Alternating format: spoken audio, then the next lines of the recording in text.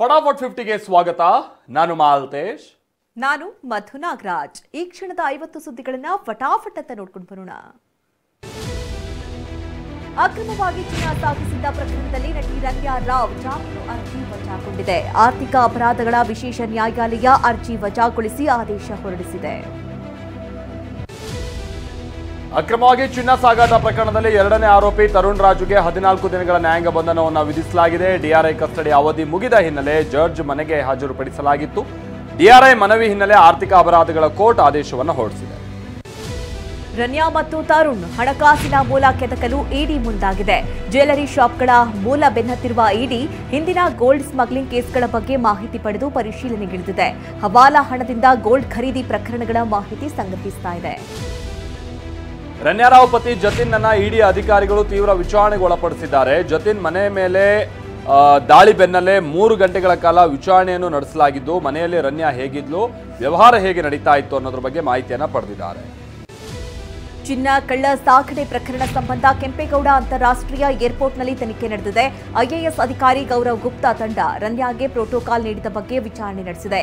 Airport terminal 2ನಲ್ಲಿ ಪರಿಶೀಲನೆ ಮಾಡಲಾಗಿದೆ.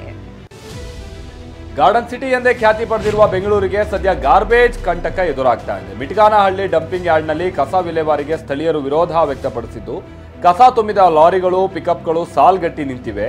ಬೆಂಗಳೂರಿನ ಹಲವೆಡೆ ಕಸ ಲೋಡ್ ಆಗದೆ ಗಬ್ಬು ನಾರ್ತಾ ಇದೆ. ಬೆಂಗಳೂರಿನ ಮಿಟ್ಗಾನಹಳ್ಳಿ ಬಳಿ ಕಸದ ಲಾರಿಗಳು ನಿಂತಲ್ಲೇ ನಿಂತಿವೆ. ಕಳೆದ 3 ದಿನಗಳಿಂದ ಲಾರಿಗಳು ನಿಂತಿದ್ದು, ನಾಳೆಯಿಂದ ಮತ್ತಷ್ಟು ಸಮಸ್ಯೆ ಹೆಚ್ಚಾಗಲಿದೆ. ಬಿಬಿಎಂಪಿ ಅಧಿಕಾರಿಗಳು ಮೌನ ವಹಿಸಿದ್ದು ಜನರ ಕೆಂಗಣ್ಣಿಗೆ ಗುರಿಯಾಗಿದೆ. ಕಣ್ಣೂರು ಮಿಟ್ಗಾನಹಳ್ಳಿಯಲ್ಲಿ ಕಸದ ಲಾರಿಗಳಿಗೆ ತಡೆಯೊಡ್ಡಿದ್ದ ಪರಿಣಾಮ ಬೆಂಗಳೂರು ನಗರದಾದ್ಯಂತ ಕಸದ ರಾಶಿ ಬಿದ್ದಿದೆ. ಕೆಆರ್ ಮಾರುಕಟ್ಟೆ, ತರಗುಪೇಟೆ, ಚಾಮರಾಜಪೇಟೆ, ಬಸವನಗುಡಿಯಲ್ಲಿ ಟಿವಿ9 ನಡೆಸಿದ ರಿಯಾಲಿಟಿ ಚೆಕ್ನಲ್ಲಿ ಗಾರ್ಬೇಜ್ ಸಿಟಿಯ ದೃಶ್ಯ ಸೆರೆಯಾಗಿದೆ. ಕಸ ವಿಲೇವಾರಿ ಮಾಡದ್ದನ್ನ ಖಂಡಿಸಿ ಬೆಂಗಳೂರಿಗರು ಪ್ರತಿಭಟನೆ ನಡೆಸಿದ್ದಾರೆ. ಬಿಬಿಎಂಪಿ ವಿರುದ್ಧ ಕಣ್ಣೂರು ಮತ್ತು ಮಿಟ್ಗಾನಹಳ್ಳಿ ಜನ ಹೋರಾಟ ಮಾಡಿದ್ದಾರೆ. ರಾಜಧಾನಿಯಲ್ಲಿ ನಿತ್ಯ 600 ಲಾರಿಗಳಿಂದ ಕಸ ವಿಲೇವಾರಿ ಆಗುತ್ತೆ. ಆದರೆ ಕಳೆದ 2 ದಿನಗಳಿಂದ 450ಕ್ಕೂ ಹೆಚ್ಚು ಲಾರಿಗಳು ಕಸ ವಿಲೇವಾರಿ ಮಾಡಿಲ್ಲ. ಟಿವಿ9 ಕಸದ ಕುರಿತು ಮಾಡಿರುವ ವರದಿಯನ್ನ ವಿಧಾನ ಪರಿಷತ್ ಅಧಿವೇಶನದಲ್ಲಿ ಎಂಎಲ್ಸಿ ನಾಗರಾಜ್ ಯಾದವ್ ಪ್ರಸ್ತಾಪ ಮಾಡಿದ್ದಾರೆ. ಟಿವಿ9 ನಿರಂತರ ವರದಿ ಪ್ರಸಾರ ಮಾಡ್ತಾ ಇದೆ. ಘನತ್ಯಾಜ್ಯ ವಿಲೇವಾರಿ ಕುರಿತು ಶಾಶ್ವತ ಪರಿಹಾರ ಒದಗಿಸಬೇಕು ಅಂತ ಆಗ್ರಹಿಸಿದರು. ಬೆಂಗಳೂರಿನ ಎಂಎಲ್ಎಗಳು ಕಸದ ವಿಚಾರದಲ್ಲಿ ನನ್ನ ಬ್ಲಾಕ್ ಮೇಲ್ ಮಾಡ್ತಾ ಇದ್ದಾರೆಂದು ಡಿಸಿಎಂ ಡಿಕೆ ಶಿವಕುಮಾರ್ ಆರೋಪಿಸಿದ್ದಾರೆ. ವಿಧಾನ ಪರಿಷತ್ನಲ್ಲಿ ಮಾತನಾಡಿದ ಡಿಕೆ ಕಸದ ಲಾರಿಗಳನ್ನ ಡಂಪ್ ಮಾಡದೆ ನಿಲ್ಲಿಸಿಬಿಟ್ಟಿದ್ದಾರೆ ಎಂದಿದ್ದಾರೆ.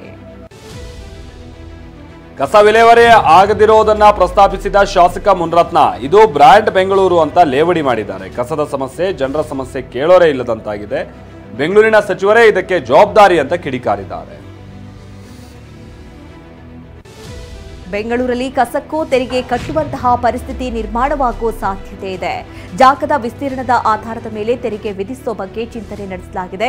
600 ಚದರ ಮೀಟರ್ಗೆ 10 ರೂಪಾಯಿ, 4000 ಚದರ ಮೀಟರ್ ಮೇಲ್ಪಟ್ಟಿದ್ರೆ 400 ರೂಪಾಯಿ ಮಾಸಿಕ ತೆರಿಗೆ ವಿಧಿಸೋ ಸಾಧ್ಯತೆ ಇದೆ. ಬೆಂಗಳೂರಿನಲ್ಲಿ ನೀರಿನ ದರ ಏರಿಕೆ ಬಗ್ಗೆ ಡಿಸಿಎಂ ಡಿಕೆ ಶಿವಕುಮಾರ್ ಸುಳಿವನ್ನ ನೀಡಿದ್ದಾರೆ. ನೀರಿನ ಟ್ಯಾಂಕರ್ ಕುರಿತ ರಾಮೋಜಿರಾವ್ ಪ್ರಶ್ನೆಗೆ ಉತ್ತರಿಸಿದಂತ ಡಿಕೆ 7 ಪೈಸಾ ನೀರಿನ ದರ ಏರಿಕೆ ಪ್ರಸ್ತಾಪ ಬಂದಿದೆ. 1 ಪೈಸೆಯಾದರೂ ಹೆಚ್ಚು ಮಾಡಲೇಬೇಕು ಅಂತ ಹೇಳಿದ್ದಾರೆ. 14ರಿಂದ ಸುಮಾರು 11 ವರ್ಷ ಆಗಿದೆ, ಇಲ್ಲಿವರೆಗೂ ಆ ವಾಟರ್ ಪ್ರೈಸೇ ರೈಸ್ ಮಾಡಿಲ್ಲ. ಅಟ್ಲೀಸ್ಟ್ ಈಗ 1 ಪೈಸಾ ರೈಸ್ ಮಾಡಬೇಕು ಅಂತ ತೀರ್ಮಾನ ಮಾಡಿದ್ವಿ. ಮಿನಿಮಮ್ 1. ರಾಜ್ಯ ಸರ್ಕಾರ 2ನೇ ಬಾರಿಗೆ ನೀರಿನ ದರ ಏರಿಕೆ ಮಾಡ್ತಾ ಇದೆ ಅಂತ ಬಿಜೆಪಿ ರಾಜ್ಯಾಧ್ಯಕ್ಷ ವಿಜೇಂದ್ರ ಆರೋಪಿಸಿದ್ದಾರೆ. ಹೋಳಿ ಆಚರಣೆ ಬಳಿಕ ಮಾತನಾಡಿದ ವಿಜೇಂದ್ರ, ಬೆಲೆ ಏರಿಕೆಯಿಂದ ಜನ ತತ್ತರಿಸಿ ಹೋಗಿದ್ದಾರೆ. ಬೆಲೆ ಏರಿಕೆ ಇವರ 2ನೇ ಗ್ಯಾರಂಟಿ ಅಂದಿದ್ದಾರೆ. ವಿಧಾನ ಪರಿಷತ್ನಲ್ಲಿ ನಿನ್ನೆ ಡಿಸಿಎಂ ಡಿಕೆ ಶಿವಕುಮಾರ್ ಕೊಟ್ಟಂತ ಡಿನ್ನರ್ ಮೀಟಿಂಗ್ ಕುರಿತು ಚರ್ಚೆ ಆಯಿತು. ಈ ಬಗ್ಗೆ ಮಾತನಾಡಿದ ಸಿಟಿ ರವಿ, ಏನಿವತ್ತು ಬಹಳ ಲವಲವಿಕೆಯಿಂದ ಉತ್ತರ ನೀಡ್ತಿದ್ದೀರಿ, ಏನಾದರೂ ಶುಭ ಸೂಚನೆ ಸಿಕ್ಕಿದ್ಯಾ ಅಂತ ಪ್ರಶ್ನಿಸಿದರು. ಬಿಜೆಪಿ ಸದಸ್ಯರು ಇದಕ್ಕೆ ದನಿಗೂಡಿಸಿದರು. ಶುಭ ಸುದ್ದಿ ಇದೆಯಾ ಅಂತ ಪ್ರಶ್ನಿಸಿದ ವಿಪಕ್ಷದ ಸದಸ್ಯರಿಗೆ ಡಿಸಿಎಂ ಡಿಕೆ ತಿರುಗೇಟು ಕೊಟ್ಟಿದ್ದಾರೆ. ನಾನು ನಿಮ್ಮ ಕಾಟದಿಂದಲೇ ಕೆಳಗೆ ಬಿದ್ದಿತ್ತು, ತಿಹಾರ್ ಜೈಲಿಗೆ ಕಳುಹಿಸಿಬಿಟ್ಟು ಈಗ ಯಾವಾಗ ಸಿಹಿ ಸುದ್ದಿ ಅಂತಿರಲ್ಲ ಅಂತ ಮಾತಲ್ಲೇ ತಿವಿದಿದ್ದಾರೆ.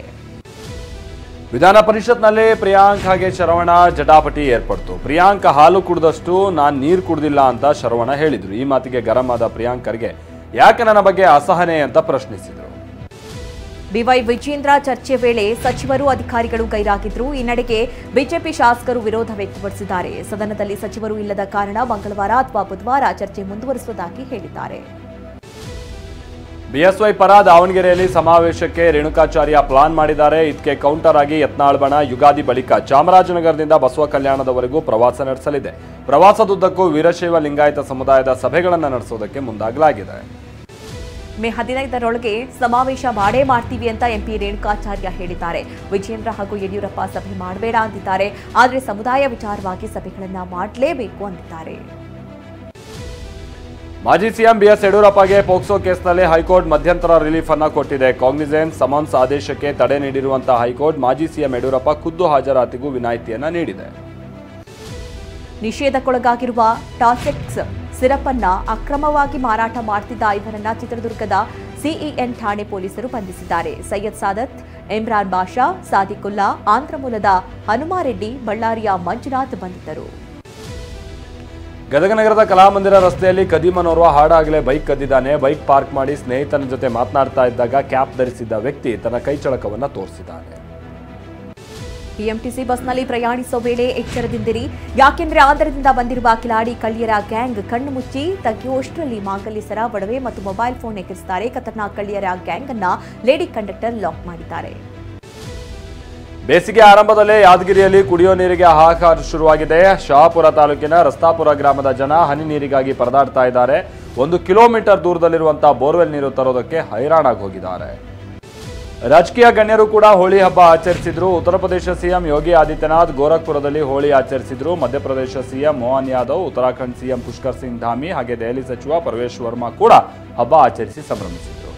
ಮಹಾರಾಷ್ಟ್ರದಲ್ಲಿ ಕರ್ನಾಟಕ ಬಸ್ ಮೇಲೆ ಕಲ್ಲು ತೂರಾಟ ನಡೆದಿದೆ. ಕೊಲ್ಲಾಪುರ ಜಿಲ್ಲೆ ಇಚ್ಚಲಕರಂಜಿ ಪಟ್ಟಣದಲ್ಲಿ ಘಟನೆ ನಡೆದಿದೆ. ಚಿಕ್ಕೋಡಿ ಟು ಇಚ್ಚಲಕರಂಜಿ ನಡುವೆ ಸಂಚರಿಸ್ತಾ ಇದ್ದ ಬಸ್ಗೆ ಕಲ್ಲು ತೂರಿದ್ದು ಬಸ್ನ ಹಿಂಬದಿಯ ಗಾಜು ಸಂಪೂರ್ಣ ಪುಡಿಪುಡಿಯಾಗಿದೆ.